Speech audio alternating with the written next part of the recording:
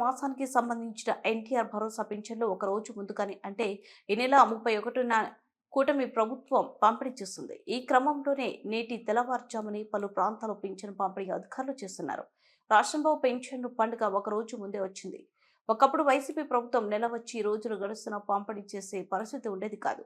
కూటమి ప్రభుత్వం అధికారంలోకి వచ్చిన నాటి నుంచి పక్కాగా 1వ తారీఖు లేదంటే ఒక రోజు ముందుగానే పెన్షన్లను పంపిణీ చేస్తున్నారు.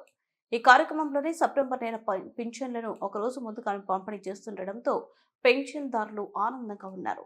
సెప్టెంబర్ 1 ఆదివారం కావడం, ఆ రోజు ప్రభుత్వ ఉద్యోగులకు సెలవు దినం కావడంతో సీఎం చంద్రబాబు ఈ మేరకు నిర్ణయం తీసుకున్నారు.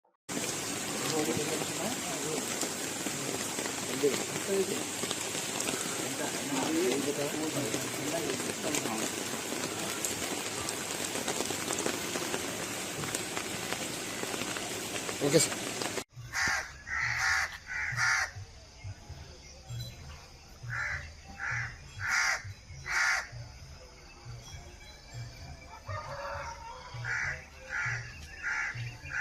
బ్రష్